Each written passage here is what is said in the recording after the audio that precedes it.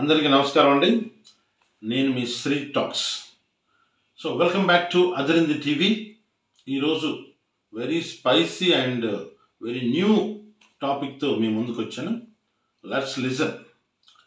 సరే గైస్, ఇప్పుడు మనం పుట్టిన దగ్గర నుంచి సినిమాలు చూస్తూనే ఉన్నాం. మన తాతల కాలంలో చూసుకుంటే మనకు పౌరాణిక సినిమాలు ఎక్కువ వచ్చేవి. పౌరాణిక సినిమాలు అంటే దేవుళ్ళ సినిమాలు. వెంకటేశ్వర మహాత్యం, శ్రీకృష్ణ పాండవీయం, రామరావణ యుద్ధం, సంపూర్ణ రామాయణం, ఇలాంటి దేవతల సినిమాలు విపరీతంగా వచ్చేవి. మీకు అందరికీ మీ నాన్నలు మీ తాతలు చెప్తుంటారు. ఈ మధ్య కాలంలో దేవతల బేస్డ్ సినిమాలు రావడం బాగా తగ్గిపోయింది. మహా అంటే సినిమాలో ఒక క్యారెక్టర్ ఏదన్నా ఆ దేవతల గెటప్ వేయటం అలాంటిది మాత్రం సాహసం చేస్తున్నారు తప్ప దేవతల కథలనే సినిమాలుగా తీయడం బాగా తగ్గిపోయింది.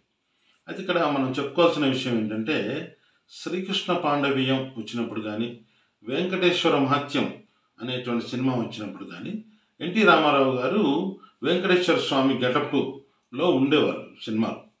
వెంకటేశ్వర స్వామి వారి పాత్రను పెద్ద ఎన్టీఆర్ గారు పోషించారు. ఆ రోజుల్లో తెర మీద ఎన్టీ రామారావు గారు రాగానే, అంటే ఎన్టీ రామారావు గారు కాదండి, వెంకటేశ్వర స్వామి వారు అంటే ఫుల్ ఫ్లెడ్జ్డ్ ఆ గెటప్లో అలాగా ఆయన రాగానే ప్రజలందరూ కూడాను హారతులు పట్టి కొబ్బరికాయలు కొట్టి దండం పెట్టుకొని దిష్టి తీసి గుమ్మడికాయలు తీసుకెళ్ళి బయటపడేసి ఇంత హంగామా చేసేవాళ్ళు. ఇది తెర దగ్గరికి వెళ్ళిపోయి ఇలా చేయడం కోసం గాను దాదాపు ఒక 5 నిమిషాల పాటు ఆ షాట్ను అలా ఉంచేవాళ్ళు. ఎందుకు? ప్రజలందరూ రియాక్ట్ అవుతారని.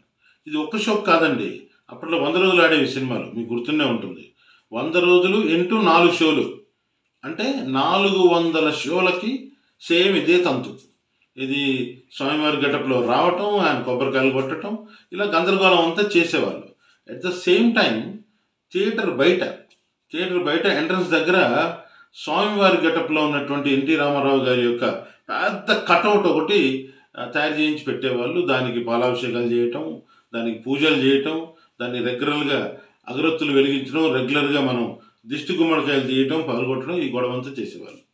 ఇలాగా మనం పౌరాణిక సినిమాలు ఏవి రిలీజ్ అయిన ఆ కాలంలో ఆ గెటప్పుల్లో ఉన్నటువంటి ఆయా నటుల యొక్క ఆ విగ్రహాలని పెట్టి లేదా కటౌట్లు పెట్టి వాటికి దిష్టి తీసేవాళ్ళు. దిష్టి తీసి బయటపడేసేవాళ్ళు. బహుశా ఈ తరం ఉన్నటువంటి పిల్లలకి లేదా కొంచెం ముందు తరం ఉన్న పిల్లలకి అందరూ గుర్తుండి ఉంటుంది అమ్మోరు సినిమా ఈ కైండ్ ఆఫ్ యాటిట్యూడ్కి విపరీతమైనటువంటి మంచి ఉదాహరణ. అమ్మోరు సినిమా అప్పుడు అమ్మోరు గెటప్ ఇలా హాఫ్ సర్కిల్లో ఉన్నటువంటి ఒక విగ్రహం, 2 కళ్ళు, ముక్కు పొడక, నోరు, ఈ అంతా ఉండేది. పసుపు రంగులో ఉన్నటువంటి అమ్మవారు.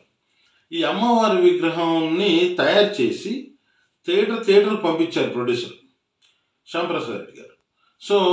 థియేటర్ బయట అమ్మవారి విగ్రహాన్ని ప్రతిష్ఠించడం, దానికి పూజలు చేయటం, ఇది పూజారులు వచ్చి హడావిడి చేసి పూజలు చేయటం. ఇంకా కొన్ని పల్లెటూళ్ళలో కూడా ఆ అమ్మవారిని చూసి పూనకాలు వచ్చి జనాలు ఊగిపోయిన సందర్భాలు కూడా ఉన్నాయి. పూనకాలు వచ్చి అమ్మవారు పోనిందని చెప్పేసి అమ్మలక్కలు పాపం కింద పడిపోయి నానా గొడవ చేసి అమ్మవారి తరపున మాట్లాడి అమ్మవారిలాగా వాళ్ళు కూడా ప్రతిష్ఠించి మాట్లాడి గందరగోళం చేసేవాళ్ళు. అంత ఇదిగా ఒక సినిమాలో ఉన్నటువంటి అమ్మవారి పాత్ర జనాన్నందరినీ కూడా అంత ఇన్స్పైర్ చేసింది. కాలక్రమంలో కూడా ఇది సినిమా ఇండస్ట్రీ వాళ్ళందరికీ కూడాను ఒక సెంటిమెంట్గా మారింది. ఏదైనా ఒక దేవత కానీ దేవుడు కానీ ఈ బేస్డ్ సినిమాలు ఏమైనా చేసినా, లేదు పౌరాణిక సినిమాలు కాదు, సాంఘిక సినిమా అంటే జనరల్ సోషల్ ఫిల్మ్స్, ఇప్పుడు మనం చూస్తున్న సినిమాలు, ఈ సోషల్ ఫిల్మ్స్లోనైనా సరే హీరో కానీ హీరోయిన్ కానీ ఎవరైనా ఏ పాత్ర అయినా సరే దేవుడితో గెటప్ కానీ వేస్తే ఆ గెటప్కు ఖచ్చితంగా బయట దిష్టి తీసేలాగా ఒక కటౌట్ పెట్టేసి దాన్ని దిష్టి చేయటం, పూజ చేయటం, ఇదంతా కూడాను రివాజ్గా మారింది. కాలక్రమంలో జంతు బలులు ఇవ్వడాన్ని కూడాను మనం గమనించుంటాం. మీ అందరికీ తెలిసే ఉంటుంది జనరల్ విషయం ఇది, సినిమా ఇండస్ట్రీలో అందరు చేసే పని. ఆల్మోస్ట్ ప్రతి సినిమా వాళ్ళు తమ సినిమా సూపర్ డూపర్ హిట్ అవ్వాలని, సినిమా రిలీజ్ విషయంలో ఎలాంటి అవాంతరాలు రావద్దని చెప్పేసి మన జూబ్లీహిల్స్లో ఉన్నటువంటి పెద్దమ్మ గుడికి వెళ్ళి ఒక మేకపోతును బలిచ్చి అక్కడ అందరికీ చక్కగా భోజనాలు పెట్టేసి అలాగా అమ్మవారిని సంతృప్తిపరుస్తారు. అలా చేయడం వల్ల ఏమవుతుంది, సినిమా సూపర్ ఆడుతుంది, ప్లస్ ఎలాంటి ప్రమాదాలు జరగకుండా ఉంటుంది. ఇలాగ ప్రతి సినిమా వాళ్ళు రివర్స్గా చేయడం జరుగుతుంది. కొంతమంది కుదరక మర్చిపోయి నమ్మకాలు లేక, కొంతమంది నాస్తికులు దీన్ని పెద్దగా బిలీవ్ చేయక, లేదు జంతు బలులు తప్పు అనుకున్న వాళ్ళు కూడా కొంతమంది ఈ కార్యక్రమం జరపకపోవడం వల్ల సినిమాలు ఫ్లాప్ అవ్వటం ఇలా జరిగింది. సరే, దీనివల్లే ఫ్లాప్ అయిందా లేదా సినిమాలో మ్యాటర్ లేదా అనేది పక్కకు పెడితే, ఈ సెంటిమెంట్ మాత్రం ప్రతిసారి ప్రూవ్ అవుతూనే వచ్చిందండి. ఇప్పుడు ఈ సందర్భంలో ఇంత గొడవ ఎందుకు చెప్తున్నావయ్యా బాబు అంటే, పుష్ప 2 అనే సినిమా మొన్న రిలీజ్ అయింది. మీ అందరికీ బాగా తెలుసు, అందరినీ బాగా అలరించింది. దాదాపు 1,000 కోట్ల రూపాయలని అల్లు అర్జున్ గారు కొల్లగొట్టారు. సరే, దాని తర్వాత అరెస్ట్ అవ్వడం, ఆయన లోపలికి పోవడం, బయటికి రావడం, ఈ డ్రామా అంతా జరిగిందనుకోండి. ఇదంతా పక్క పెడితే పుష్ప 2 లోపల అమ్మవారి గెటప్, అల్లు అర్జున్ గారు అమ్మవారి గెటప్ అద్భుతంగా కుదిరింది, అద్భుతంగా వేశారు. తర్వాత ఆ జాతర సెటప్ మొత్తంలో అద్భుతమైనటువంటి పర్ఫార్మెన్స్ను ఆయన ప్రదర్శించడం జరిగింది. సాక్షాత్తు అమ్మవారు దిగొచ్చారా అన్నట్టుగా బ్రహ్మాండంగా ఆయన యాక్ట్ చేశారు. అట్ ద సేమ్ టైం క్లైమాక్స్కి వచ్చేపాటికి అమ్మవారి గెటప్ బ్రహ్మాండంగా వర్కౌట్ అయింది. మీరు క్లైమాక్స్కి వచ్చేపాటికి అమ్మవారి గెటప్లో అలాగే శారీ కట్టుకొని ఆయన క్లైమాక్స్ ఫైట్ చేయడం బ్రహ్మాండంగా మనకు కుదిరింది. సో ఆ కుదరడం వల్ల ఆల్మోస్ట్ మన థియేటర్ నుంచి బయటకు వచ్చేపాటికి అల్లు అర్జున్ గారు మనకు అమ్మవారి గెటప్లోనే గుర్తుండిపోయారు. ఇంతగా రిజిస్టర్ అయినటువంటి ఆ అమ్మవారి గెటప్ని మరి దిష్టి తీయడం కానీ, బయట ఆ గెటప్కు పూజలు చేయడం కానీ, లేదా ఒక మేకపోతున్న దేన్నైనా బలివ్వడం కానీ, ఇలాంటి ఏవి జరిగిన దాఖలాలు లేవు. మేబీ తద్వారానే బహుశా రేవతి గారు ఆ తొక్కిసలాట్లో జరిగిపోయారా అనేటువంటి అనుమానాలు తలెత్తుతున్నాయి. సో పుష్ప 2 విషయంలో కొంచెం ఈ జాగ్రత్త తీసుకొని ఉంటే బాగుండేదేమో అనేది కొంతమంది అభిప్రాయం. అట్ ద సేమ్ టైం అమ్మవారి గుళ్ళో కూడా ఈ కార్యక్రమాన్ని జరిపించకపోవడం కూడా బహుశా ఈ ప్రమాదం జరగడానికి దారితీసిందా అనేటువంటి అనుమానాలు కూడా జనాల్లో తలెత్తుతున్నాయి. అట్ ద సేమ్ టైం ఏనాడు లేనిది అల్లు అర్జున్ గారు లాంటి ఒక నేషనల్ స్టార్ని ఒక రోజు మధ్యాహ్నం అరెస్ట్ చేసి నైట్ అంతా ఉంచి నెక్స్ట్ డే మార్నింగ్ మాత్రమే పంపించడం, కేవలం ఒక దుప్పటి కప్పుకొని ఆయన పాపం కటిక నేల మీద పడుకోవాల్సినటువంటి పరిస్థితి రావడం, దీని వెనకాల కూడా మరి అమ్మవారి గెటప్ వేసినప్పుడు బహుశా ఆ జాగ్రత్తలు ఏమైనా తీసుకోలేదా అని కూడా మనం ఈ సందర్భంగా గమనించాల్సిన విషయం.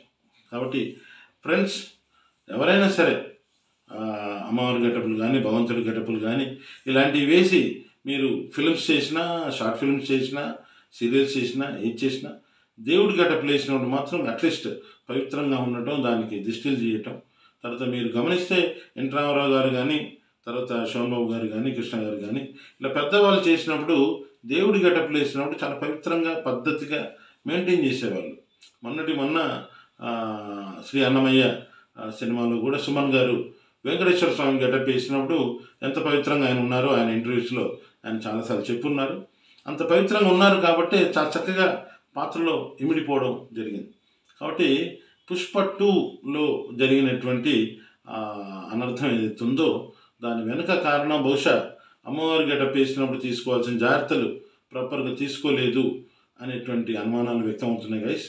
సో ఇప్పటి నుంచి ఇలాంటి జరగకుండా, ఈ ఘోరాలు జరగకుండా, రేవతి లాంటి వాళ్ళు బలవకుండా కాస్త ముందు జాగ్రత్త చర్యగా, తర్వాత రిలీజ్ టైంలో కూడా కొంచెం జాగ్రత్తలు పాటిస్తే బాగుంటుందని చెప్పి ఈ సందర్భంగా మనం చేస్తున్నాను. కాబట్టి గైస్, మనం నెక్స్ట్ టైం మరింత అద్భుతమైనటువంటి టాపిక్తో ఈసారి మిమ్మల్ని కలుస్తాను. Until then bye bye and subscribe compulsory చేసుకోండి. ఇప్పటికే చాలామంది చేసుకుంటున్నారు. చాలా థ్యాంక్స్ అండి, మమ్మల్ని చాలా ఆదరిస్తున్నారు. సో లైక్ చేయండి, కామెంట్స్ మాత్రం ఖచ్చితంగా పెట్టండి. సో మా ఇంట్లో వాళ్ళకు కూడా చెప్తున్నాం కామెంట్స్ పెట్టండి అని చెప్పేసి.